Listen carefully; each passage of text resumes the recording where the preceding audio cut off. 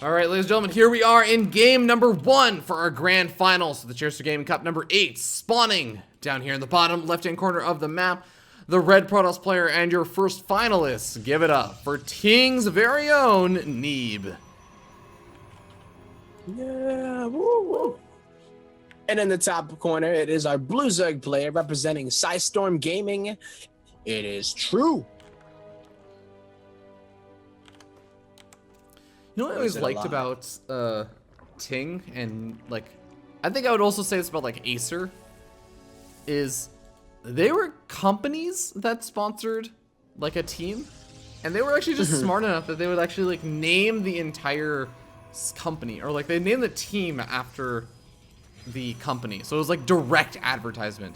It wasn't like, oh, you need to make sure you show off your sponsor logos or anything. It was like, no, even if Neeb never is on camera, he was giving Ting like some sponsorship, like some I guess like return on investment in terms of like getting the team name out there. Like no matter what, you know exactly what it is. Yeah. That's actually really nice, right? So I always like that about Ting and everything. I think with like Samsung Galaxy, you know, it's just like by the way. Even EG did that a little bit for like Raid Call. They like changed all their names to like. Oh yeah, EGRC. RC, yeah, EGRC. I thought that was a really smart decision, even if it turned out that the whole Raid Call thing didn't end up going so well. Hey, you win some, you lose some, kid. Yeah. Even evil geniuses. I was gonna say that True actually drone scouted, by the way. So he's definitely showing that respect here. He's like, all right. Well, I know that you have a lot up your sleeve too. Even though you are pretty good at defending stuff, you definitely have the potential to pull something crazy as well. So he goes ahead and does send the drone scout, and then now he's getting Overlord speed before Zergling speed. Yeah. So he wants to know exactly what it is that Neeb is up to in order to play as perfectly as he can. Yeah, it's gonna immediately be able to scout out that Stargate and see, okay, cool. Gotta get ready to maybe make some spore crawlers, get my defenses up, or actually I think it's more appropriate to bring up not necessarily the spore crawlers, but the massive number of queens that you were mentioning True loves to make. Yeah. And it is gonna be the Phoenix first. So very, very similar opener to what we saw earlier. Except out of True, it's a different opener. You know, this time he is going for the Overlord speed first, and he's like, I just want to see what you're doing, where you're gonna go with this game, and then whatever True can do in order to try to either punish it or just take advantage of it and drone up super heavily. You know, it's actually so funny. I'm thinking more about as I see the Evolution Chamber coming down, that series of True versus Peely Peely, and just remembering the multi-pronged harassment that Peely Peely faced up against, where he was getting pushed in from the front with a giant Ling Banling army. We had the drops coming in the main base and the natural expansion. And we were asking ourselves, what do you do differently in that situation? And I feel like we may end up seeing Neeb try and play this out the way that he would play it out versus this kind of style. Yeah. It's only one gateway that he was working off of, and he didn't make an oracle, so Lings are going to be effective. Neeb does actually make an oracle after the Phoenixes though, so one of the mistakes that Peely made was that he wasn't able to get any real solid way to deal with the Lings aside from a few of the adepts here. So having the oracle is going to be really nice, I think. I think the Phoenixes are actually very important, but they're just barely out of vision range to see. I was going to say it's almost acting as like their own overlord, but oh, we do have the Zerglings making their way into the natural expansion. I think that they may have been dropped. Yep. Yeah. True ended up making it on the middle of the map. All right. So here he goes. Neeb holding this here. Third base is done as well. The pylon is barely going to survive. This is an all-in, very much so from True. He's got to get more damage than he's done so far. And he doesn't exactly have a Baneling nest or anything behind it. He's up against like a fairly large number of adepts, and I think that Neeb is going to be able to hold here without really taking too many losses. There were only 29 drones available for True, and he's now droning up pretty heavily behind this, but I mean, he needed to do more. He's actually so far behind that Neeb, the way that he held that, I mean, he lost 2 workers or something. I think he lost 3 workers. Three workers. 3 workers. You look at the units lost and how many lings that were sacrificed for that. Oh. 52 Zerglings, 2 Overlords, and a drop Overlord. Now, Overlord's being picked off by the Phoenix more than anything else, but damn, that is a solid hold. That was, no, I mean, it doesn't get much more solid than that. Adepts in different locations and then having the Oracle out the third, it just was so good. And now we're going to even see a bit more harass here out of the Phoenixes, but he almost loses that one. Yeah. Ends up keeping it alive. And true, man, he has to scramble. He's on 3 bases, trying to get the 4th. Neeb has been mining here from the 3rd now, ever since he dealt with that attack. And he's setting up, man. He is setting up here, Dragon. If you look at that main, it's a lot of gateways coming out. Oh boy. That's going to be going up to, I believe, 11 or 12 gateways? A lot of gateways. 5 and 7, so 12 gateways. It's going to be really big Adept Warp-ins. There is a Baneling Nest coming out for True. It's going to be finishing up just in time, I think, for any kind of big push-outs, but is True going to have enough time to morph in all the Banelings he needs? I don't think he actually has the gas to morph in that many. Yeah, I mean, he's already invested into Lair. He's invested into +1 attack. That's going to be a very important upgrade, though, but it's going to be so many Adepts that are going to be here. Well, here we go. The Zerglings coming out in floods right now, and I hope that True is going to be able to get out some Banelings soon, because he's not making any. No, he's not. I don't think he realizes the extent of this attack, and he's going to get his... He knows now. That's that moment when True knew that he effed up, because he needs Banelings, and he needs them now. He needs them 30 seconds ago, because the Adepts are already in over here, and they're in massive numbers. Adepts are already starting to split up. Neeb is saying, okay, yeah, come at me, Banelings. What are you going to do? Try and take an engagement against these well-split Adepts? It's not going to happen. That many. The sheer numbers. Oh, Neeb. He's going to move in here. These Adepts do have the resonating glaives. He's just going to push on in here and just massacre everything that True holds dear. All right, well. This is, I guess, what Peely was missing. It's just that defense, and that's all. GG. Neeb is going to take it for the 1. Woo. Damn. Like, just... Damn. Just it's like no the end words. Of the song by Eminem. Damn. I mean, it's like you were saying, 3 workers. That's literally all that was lost. But before we hop into game number 2, ladies and gentlemen, we're going to go to a short little break as we get the game started and get the lobby made and everything. So you guys are watching the Chairs4Gaming Cup. Please do not go anywhere. We'll be back in a little bit. All right, ladies and gentlemen, here we are in game number 2 of our best of 5 grand finals. Spine down here in the bottom right-hand corner of the map, we have the blue Zerg player from Chairs4Gaming. Give it up for True. And in the top left-hand corner, representing that ting, it is our red Protoss player who is up by 1. It is Neeb. I feel like I always end up introducing the Psystorm player. And you end up always introducing the other person. I know, man. What the hell, man? I'm trying over here to... I got this whole, 16-bar song that I'm going to sing for True for his intro, and you keep on introducing him. KJ Freedom is just like, come on, Tempo. Man, you're on the team for a reason. We're paying you for this. Right? God damn. I'm going to give you all those bootios for free. Dem bootios. Hey, man, I'll take some free bootios. I love that also on your channel. Like, for those who don't know, bootios are like Tempo's versions of Partoofs on his channel. Yeah. And like, yeah, there. You also like trying to earn bootios by like gambling with them and everything. And I'm like, pretty sure you could just give yourself an infinite number if you really wanted to. Yeah. Can't get that inflation though, I value that currency. But hey, this I was gonna actually try to say it was a gateway into Nexus here by Neeb, so he went for pretty much kind of standard opener, not even the base trade things up. Hey, with the first blood. Yeah, Olivia set that up. She made the game actually, so I was like, yeah, Olivia. So, hey, speaking of Olivia, that is Oli Moly, working double time to make these run as smoothly as possible. And boy, have they actually been.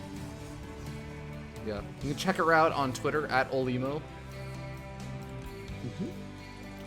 But all right, we do have Resonating Glaives coming on out from the Twilight Council, and probably going to be a fairly big round of adepts coming out. Since there is no robotics silly, I want to note that. That's actually fairly important to note, because there might be a third expansion coming out behind this for Neeb, as it looks like, yeah, he's sending that probe over and everything. But the adepts are basically going to try and buy as much space as possible by just walking across the map, trying to get some damage done, picking off Zerglings wherever they can, but also just forcing out Zerglings instead of drones.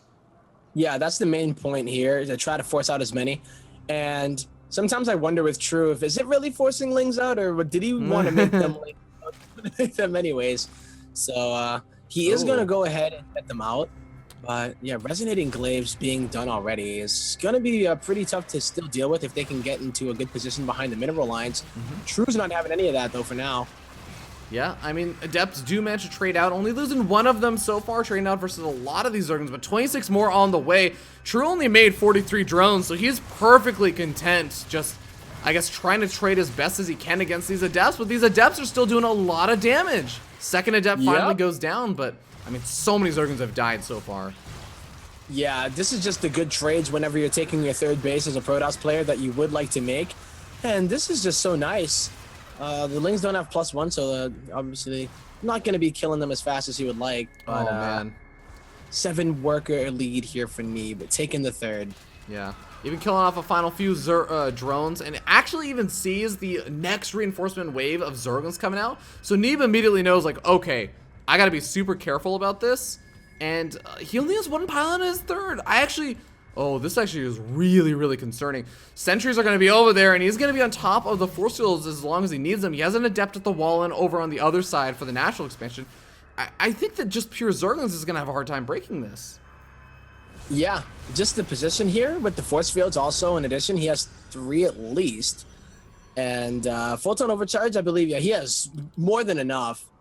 So, True, not going to be able to get too much done with only Ling. He is going to have to do what he does best, which I believe is going to be the Ling drops, multiple locations. He canceled the evolution chamber. No, he didn't cancel the... Okay, he already had an evolution chamber. I think he had another one building in the main base. Oh, really? Yeah. Yeah. So there he goes, man. He's going to be able to at least start +1. It's not going to hit as early as it did before, the last CVP that we did see. So Neeb is going to have a fully saturated third base by the time True starts, these crazy drops. So I think he's not going to get the same luck as he did against Peely. Yeah, it's not just a fully saturated third base. It's about the fact that I think all the production is going to be kicked in for Neeb. He's going to have all 12 of his warp gates ready and waiting by the time that these drops actually get underway. Yeah, the gateways are all finishing up, and that also makes it a lot easier to react to because you can do those reinforcing warp ins. He's moving out with a lot of his army, though.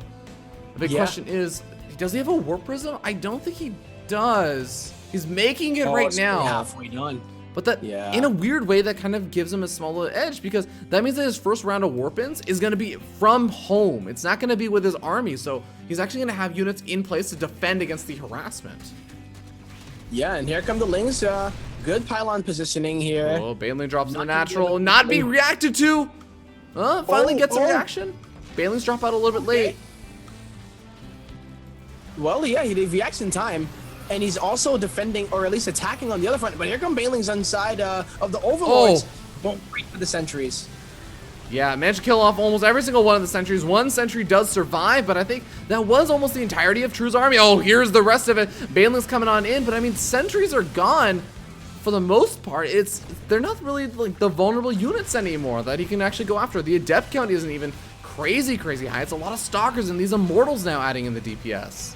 This is insane because Neeb is also warping in at home, dealing with the Overlord drop and not really losing too many probes. He did lose 8, but he was continuing the attack and didn't really lose much here. So True might be doing a little bit of economic damage, but he has a little bit more to worry about right now. And that is this army of Neeb at his third that has already taken it out. Warp Prism continues to warp in more and more units. The Queens are going to try and focus fire down, and Neeb is too busy trying to just make sure he doesn't take too much damage to these Banelings, which do a decent amount. Is it going to be enough, though? More Adepts warp in, and even some on the high ground going to be able to make their way to the main base while this engagement is going on.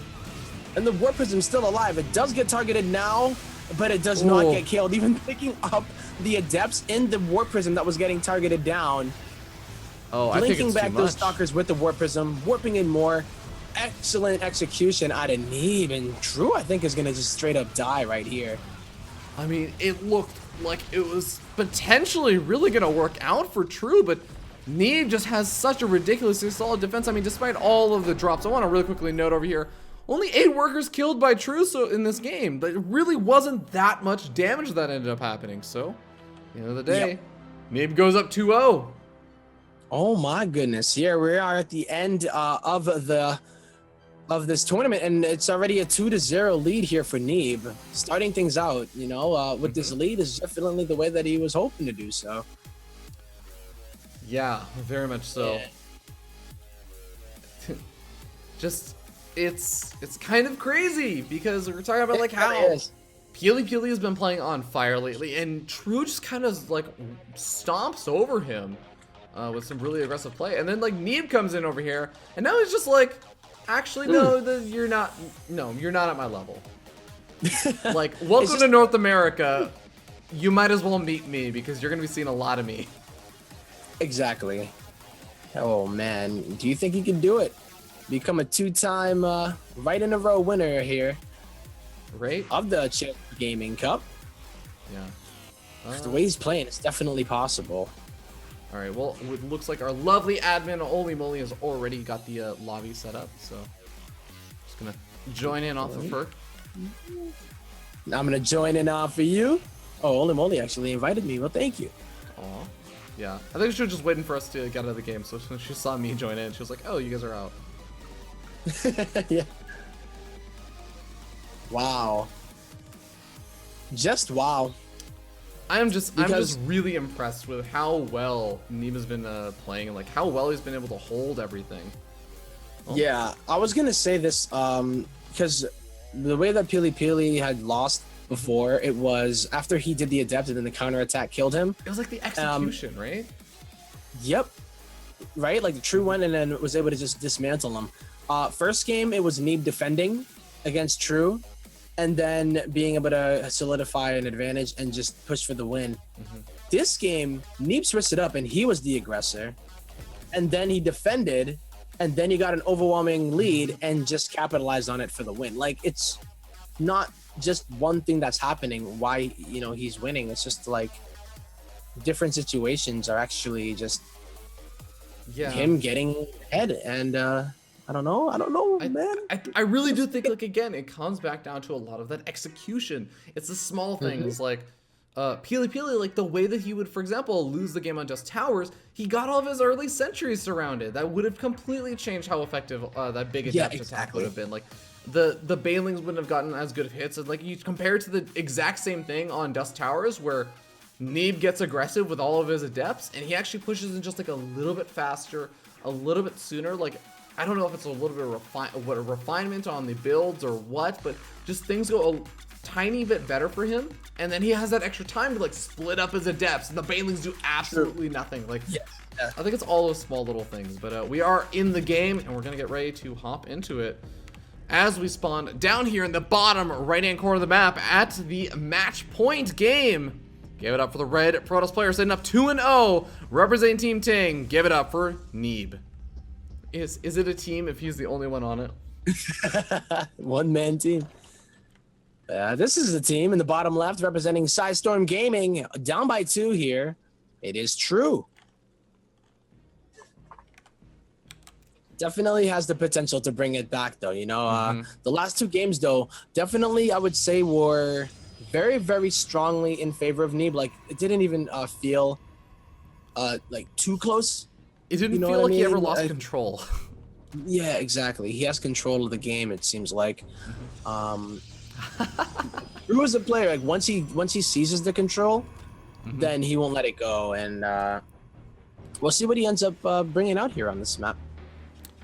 All right, well, we already got a pylon block coming out of True's third expansion, so Neeb just trying to be as annoying as possible. That's actually going to even finish up, so he's going to have to wait till the Zerglings get out before actually killing it off and trying to take that third, which is, I guess, a little bit surprising to me that Neeb decides to do that, just because you can see there was Zergling speed. I mean, there's like an early pool did come out. It wasn't like a 3-hatch before pool attempt or anything. It still delays things a little bit, but doesn't seem to delay things like super heavily. Instead, Neeb is going to just be getting out his own Adept, getting out his natural expansion, getting up a very fast Stargate. I mean, this is a Stargate before Mothership Core. He's still not started a Mothership Core.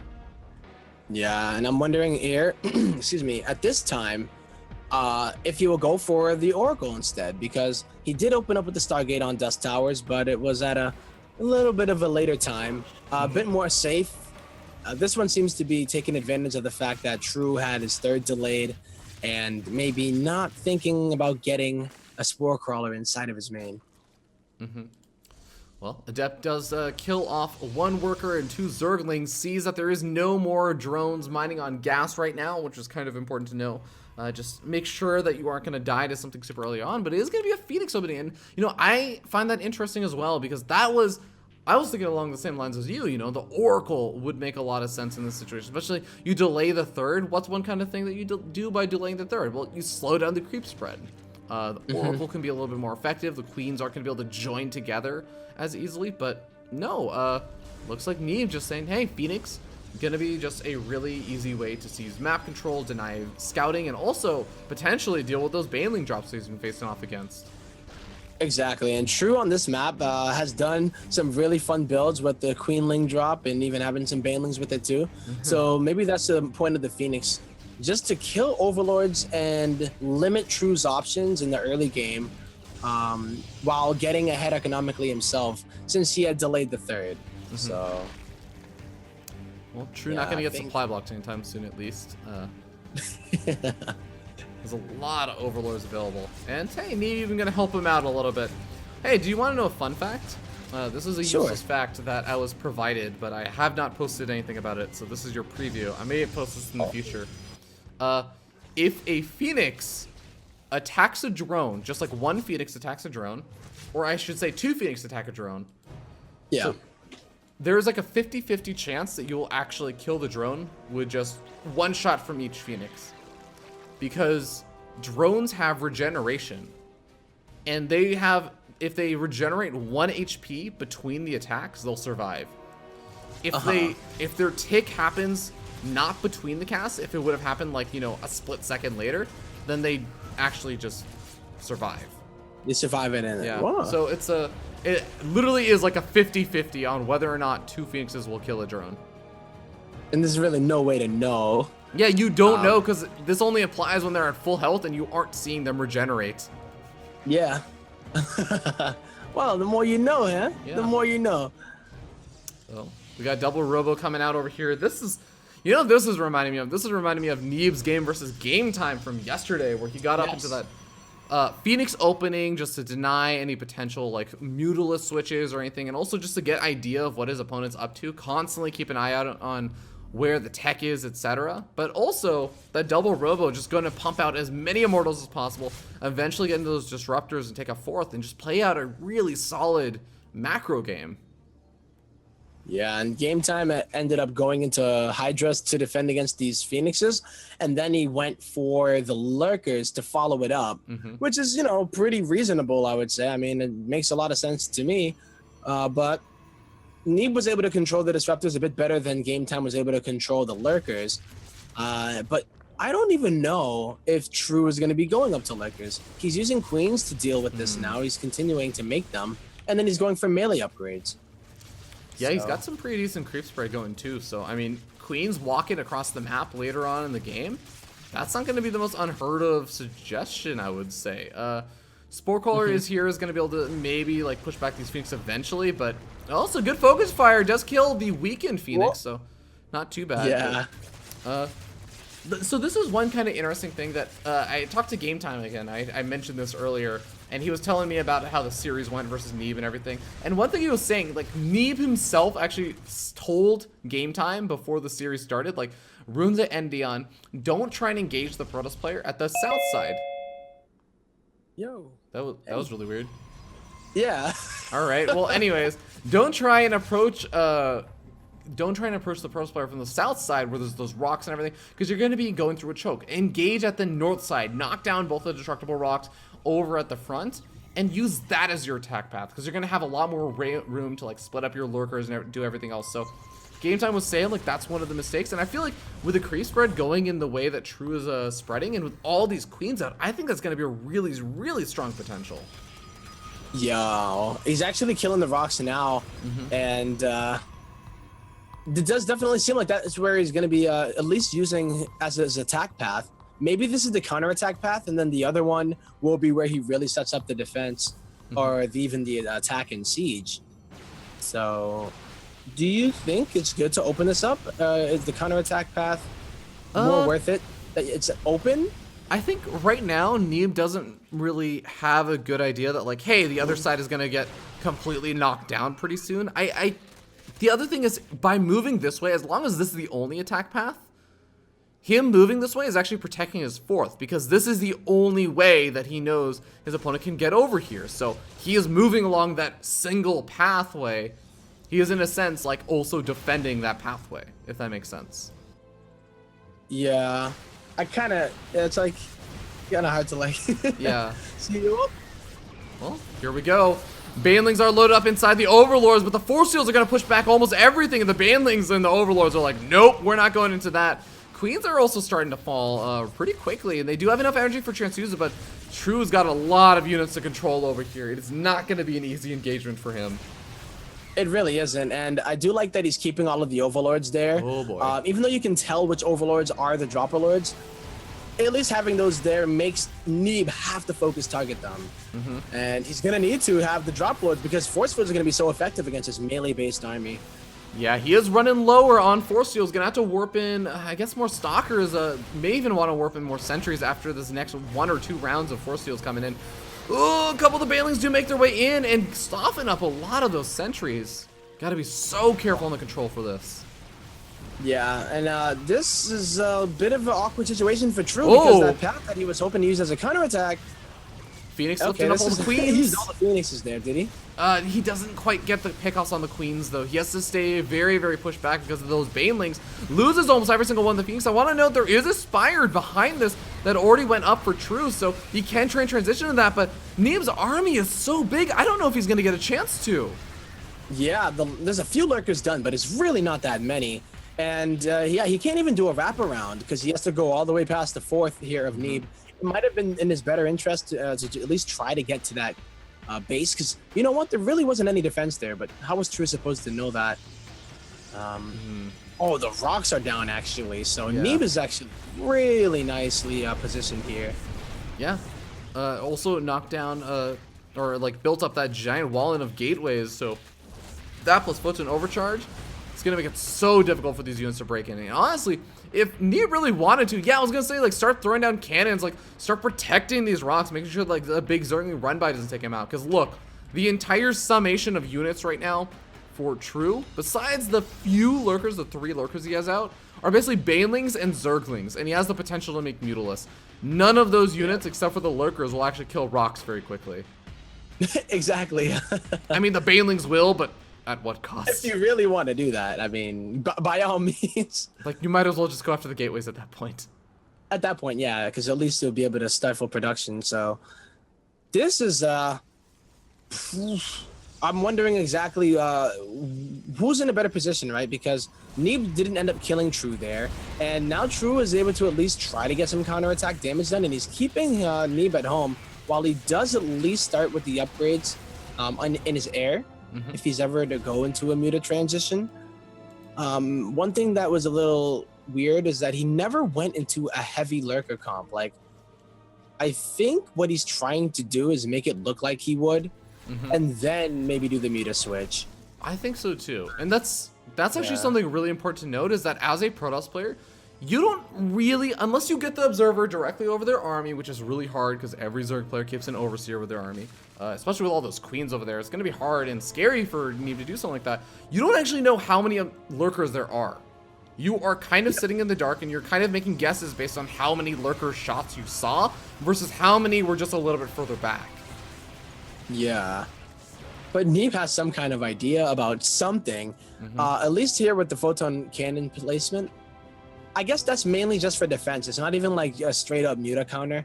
So what True's idea is to possibly just eliminate the Stalkers out of the equation. Ling's do incredibly well against Stalker Disruptor because, of course, they are melee units, and you can't really shoot your own units. I mean, that's actually not going to work out. Yeah, he ends up taking a lot of losses over there, even losing the Disruptor, but I mean, still a couple of good hits going off, I would say, centrally on the Banelings. Like, those were decent. I agree, like, in the context of how difficult it is to actually get good Disruptor shots versus melee units that are on top of your own, you got some pretty good hits on the Banelings. Yeah, that was amazing. And even got a lot of the probes there, so getting Neeb down to 59 probes did at least go ahead and empty out his army so that he can continue to make mutas.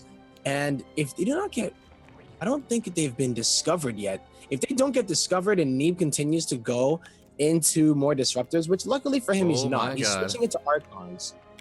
The Archons. So Archons are like a very much a temporary solution. He does have Storm Research, I think, but he doesn't actually have enough energy for Storm. Temporary solution. Yeah. All right. Either way, I think Neeb is up to it. He knows he's making double Stargate. Although he started Tempest, he's going into Phoenix now.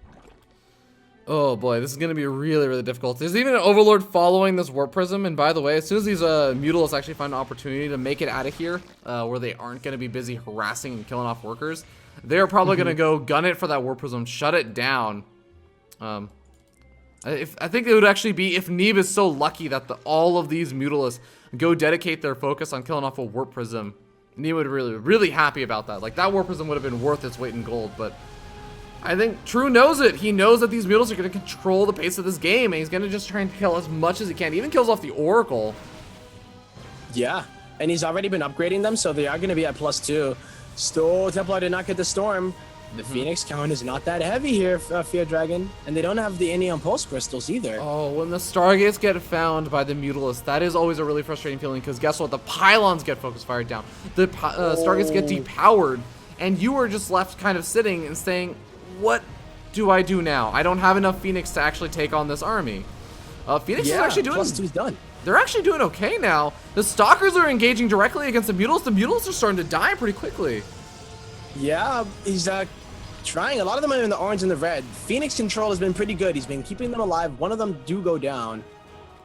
But I think True has done what he wanted to do with the mutas a bit. I mean, he hasn't really done crazy amounts of damage, but just the time that he's buying to do whatever it is that he wants to do next, it seems to be make more mutas. But I would try to look into something else now, whatever the next phase would be, because once those Phoenix count gets too high, they're just going to render them useless.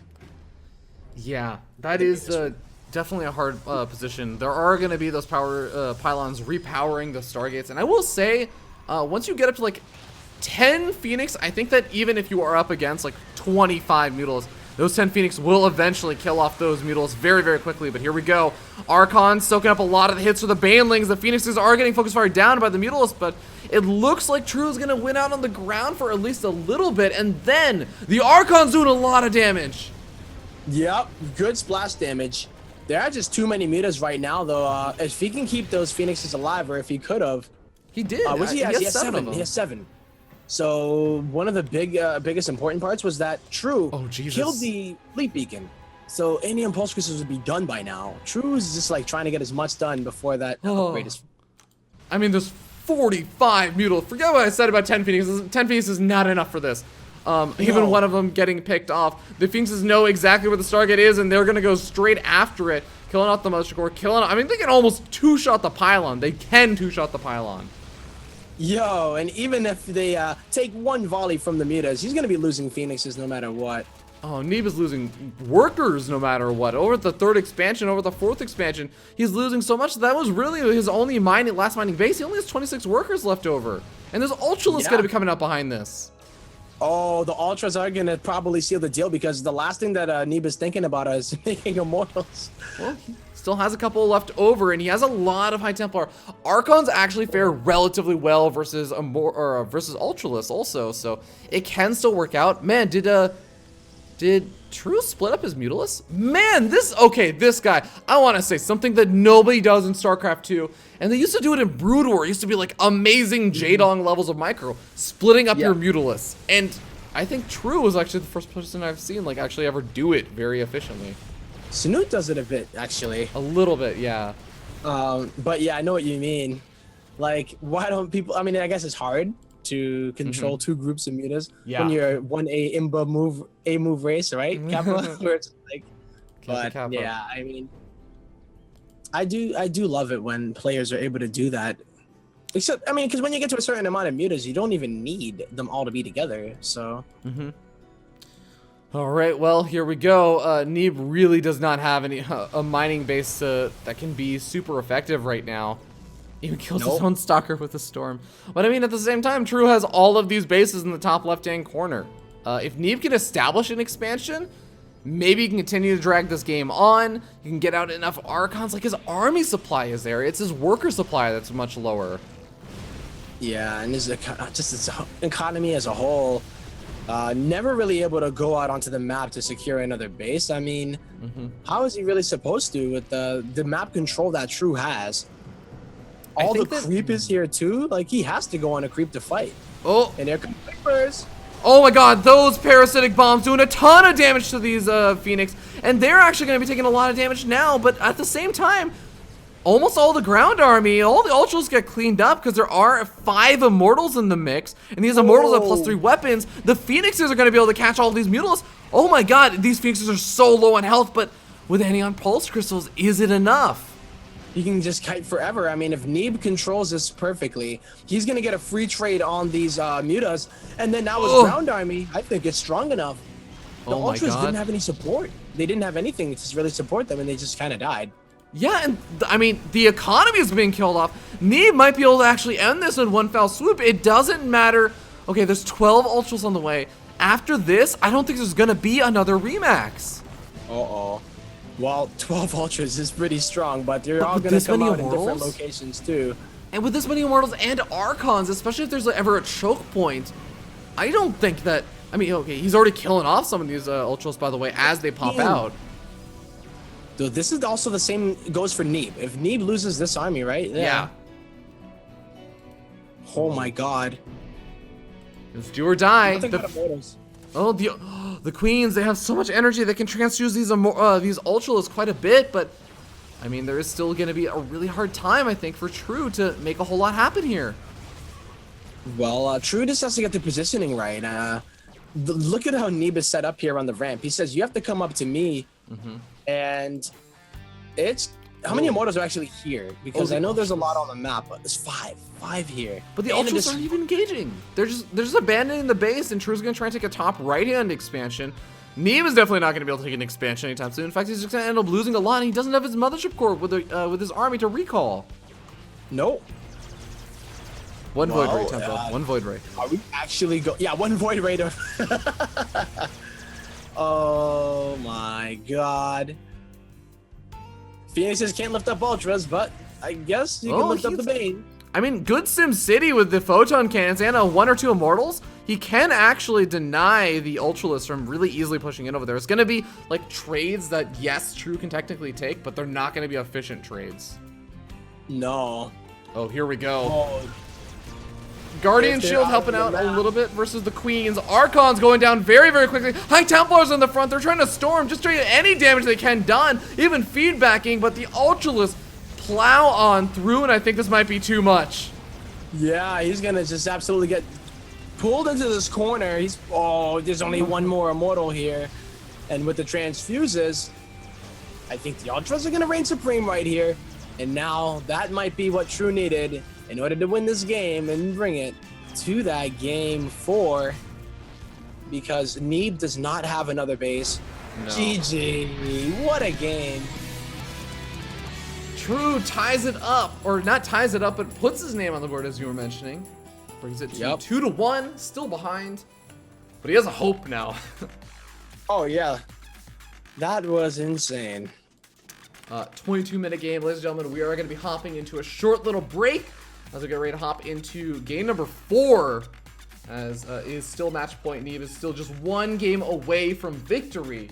We'll see if True can bring it to another one of those crazy late game stages and maybe make something happen again, or if Neeb is going to be able to close it out 3-1. We'll see you guys in a little bit. God.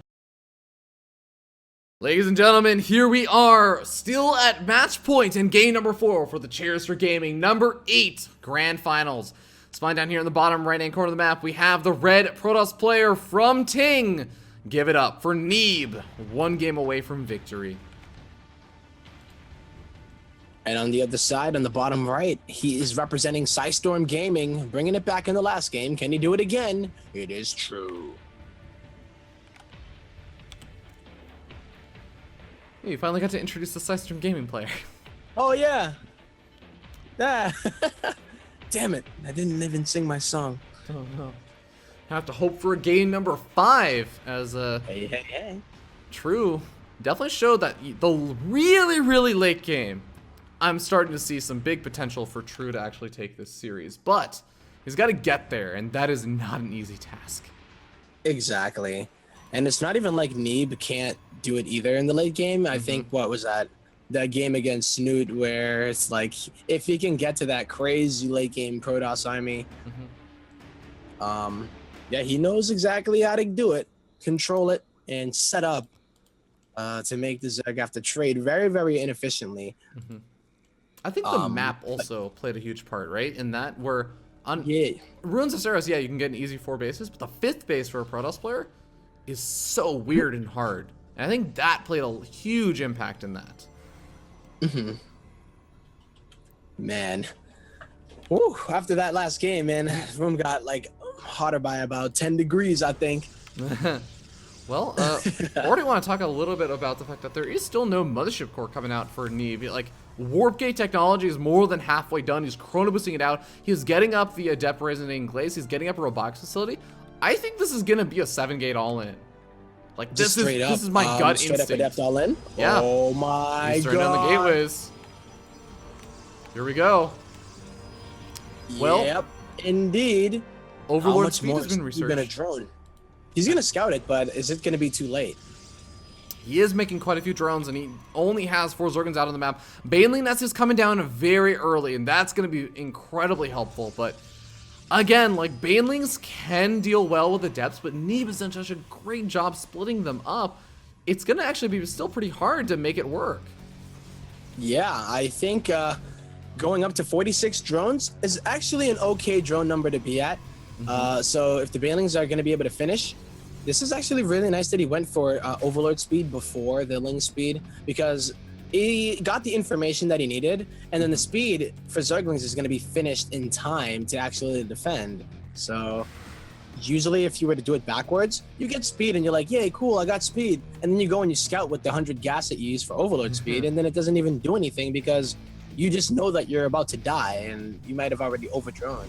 Or you have to make the decision to make units or not. So. Oh, I love the spine crawlers going down at both the 3rd and the natural expansion. These are very far away bases, but also note those queens. I've already gotten started the creep spread, the 5 queen opening as True. Those queens are just really going to add so much value because they can move. He's increased the amount of time that's going to, or like decrease the amount of time it's going to take for these Zerglings to get back and forth between the bases when the Adept Shades go off.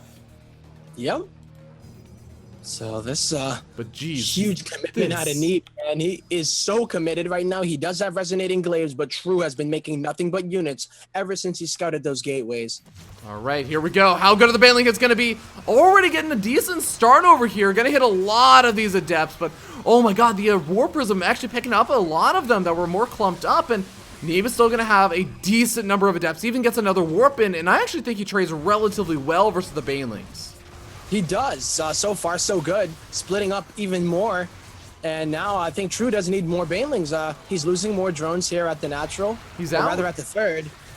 He doesn't have any more banelings. Yeah, he's just only going to use lings. Oh no, and the queens are going to start to get under fire, and that means that with the queens under fire, the warp prism can move forward, start to warp in a little bit closer, and even get involved with a bit more of the micro, taking out the banelings as they morph in. 11 banelings are morphing in, but most of them, or a lot of them, are going to get canceled. Yeah, and even good splits here out of Neeb. The warp prism just picking up the injured ones. True has now taken least no, they just continue to trade when it comes down to the army or regular supply. Oh, but I think this is going to favor Neeb because he's already denied mining at that third expansion now. He's killing off more of these Zerglings, and then again, the banelings have been taken out. They can't.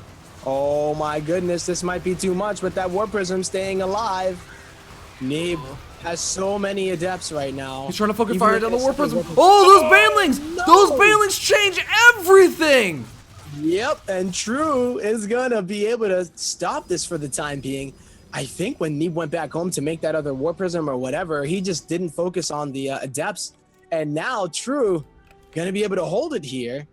Oh my god, a big part of that was that the queens were focus firing down the warp prism, so he was actually busy making sure the warp prism got far enough away, but at the same time getting a little bit too cute with his micro, I think, and actually ends up, you know, trying to get ready to do the pickups and everything, ends up instead just having all of his adepts clumped up. He does a fantastic split. Look at this splitting over here for these adepts, making sure that he's going to be able to try and guarantee a kill on this third. It does make them more vulnerable to the Zerglings, but I mean, with Resonating Blaze, he's okay with that. Oh yeah, but these are going to be some decent baneling hits again. True is continuing to just make nothing but lings and queens, and he softened up a few of those adepts, but even more are warping in. Down goes the third base, and True needs that because just when you're using all of your larva on lings, it's just not going to be enough off of 2 bases. Yeah, you can see that he is completely dead on larva, only has 1 larva available, it's just constantly spending it. The big Zergling attack on the other side of the map is going to be potentially effective. I like that even the Chrono was going down on the warp gates over here for Neeb. A Stalker is going to be there, he can try and use a warp in, and yeah, he's going to be able to warp in a couple of adepts back at home, but I mean, even that is kind of nice for True, because if he just now retreats back, that's a couple of units that are whipped into home, not aggressively. Yeah. Oh. Yeah, these adepts got to be so careful about all shading in on one location next to banelings. Oh, True's in so much trouble right now. He really needs to get more banelings out. And just the fact that he's working off of 2 hatcheries is just never a good thing. I mean, oh, the Zerglings! A lot more. Oh, they get so much damage to them. Yeah, losing a lot of them. Look at this, shading in with a split. That is, that's gonna be really, really hard to contend with. And it's, oh god, the Baneling Nest. Temple, the Baneling Nest is getting focus fired down. It actually, yeah, he needs that Baneling Nest here. Neeb is still working off of those 2 bases as well. I mean, he's barely even mining out inside of the natural. He has a lot of minerals left over. The Banelings, they just need to get like a really good detonation like they did before. Oh, he's splitting up his adepts again. Is it a good enough split? Here we go. Banelings don't get the connections they need. They soften up a lot of them. Oh no, with this warp in. No. I think this is too much. Oh There's no more Banelings. The Baneling Nest isn't even finished remaking right now. The Queens are going to be under fire. Tempo, I think that we have our victor. I think that Neeb is going to 3-1 True. Yeah, it does look like it. The Queens trying to focus down that warp prism. They don't even get it. And here comes even more. Infinite warp-ins right now. It's just so much. It's too much. That's it. There's no coming back from this. The drones are under attack. They're being pulled off the line. GG. And Neeb from Ting takes the series and takes his 2nd Chairs4Gaming Cup in a row. Damn. 2 in a row, actually. Back-to-back as well from yesterday. So basically 2 days in a row, he was able to just power on through. And yeah, he is going to end up taking it. So 3-1 too, you know what I mean? Like after that last game went so long, he was able to just shut it down pretty much in 10 minutes. Yeah. On map number 4. Yes. I really do feel like a lot of it is just, again, like it's the execution. I know we kept saying the word execution, but so many other Protoss players, like a ton of other Protoss players in that situation, even really good Protoss players, probably don't actually make that micro workout quite as well as Neeb did. Neeb's execution is just so on point. You can't, it's like hard to contend with. And I think that is really what just ends up winning him thing. It's not even the fact that, you know, oh, power protest with that build order or anything. Olivia, yeah, letting her know that Neeb did end up winning. But like, it's not even just, because you have to remember, the gateways all got scouted out very early on. True had a lot of time to react. He was only on 45 workers. Like, he wasn't hyper overcommitted to droning. He wasn't getting caught off guard. He had, I think, like 50, almost like 60 Zerglings out. He had 10 Banelings out with the time the Adepts charged on in. He had his defenses prepared. Spine crawlers too, yeah. Spine crawlers even gone up. But just the raw execution was that good for Neeb. It was that good. Yeah, he needed to, it's just the Warp Prism pretty much is the lifeline to any of those kind of all-ins, right? Like, if you get the Warp Prism, the amount of time that it buys you is enough to pretty much make it so that the next time that they come around, probably not going to be as effective. But basically, that Warp Prism being able to stay in the back enough off a creep, picking up the weakened Adepts, and then also splitting them is at the same time, is basically what it was that killed True, you know, slowly pushing him down, the third base getting low, and then finally going down, and then going into the natural after that. So, right. Well, Neeb ends up taking it 3-1, ends up taking the $60 for first place in the Chairs4Gaming Cup, the last one for this week. Of course, True still walks away with $20. That's going to be 20 extra dollars that he can maybe spend on, I don't know, furniture as he unpacks and moves into his new home in America. Neeb gives him a warm welcome and says, "Welcome to my territory, scrub." It's welcome to America. Well, welcome to America. Land of the free, home of apple pie. All right, but that is going to be it for us, ladies and gentlemen. We're going to hop to a short little break, but before we go to the break, I do want to give a huge shout out, of course, to our wonderful sponsor that made this cup possible, Chairs4Gaming. Of course, we named the cup after them. If you guys are a fan of the chairs that, of course, both Tempo and I are sitting in, they're very stylish, and of course, we sat in them for quite a bit of time, and Rifkin and Zombie sat in their chairs for a long bit of time. Definitely like these chairs, these DX racers. If you do want to check out Chairs4Gaming, go to chairs4gaming.com or chairs4gaming.ca. Use the promo code BaseTradeTV. You'll get free shipping and handling if you're in the United States or Canada, as well as $20 off of your order on your DX Racer. So do check it out, and we're going to be back for closing thoughts and shoutouts and everything in just a little bit, so don't go anywhere. We'll be back. All right, welcome back, ladies and gentlemen. I want to thank you all so much for tuning in for the Chairs4Gaming Cup number 8. It's nice to have these awesome North American events running, and of course, again, big thank you to Chairs4Gaming for making it possible. Check them out, chairs4gaming.com. Use the promo code BaseTradeTV. But Tempo, thank you so much for joining me once again. Like, it's always, I always say this, but I really do mean it, man. Like, whenever I'm casting with you, it's more like just watching StarCraft with a friend rather than like doing a job, and that always I'm very, very grateful for. Where can people catch you at, man? Wow, you speak such kind words, and I do feel the same way, man. It's just always a good time. So yeah, you guys can catch me. I'm on Twitter at Team Tempo, spelled with a 0, or if you want to check me out on Twitch, twitch.tv/tempo with the 0_SC. And you can always go to YouTube, type in TEMP0, and find some pretty sick songs and some videos about this game that we do love so much. So yeah, basically me on the internet, baby. All right. Try to go to as many events as I can. I will be going to DreamHack Montreal, by the way. Yeah. I know that's like the next big one I think that I'm planning for. So yeah, if you're gonna be there, then hopefully, you know, say hi. We can meet. Yeah. I'm pretty jealous. I was not able to block out time for it, but of course. Yeah. Do want to again give it some shout outs to some of the other sponsors for BaseTradeTV. Of course, we have G2A.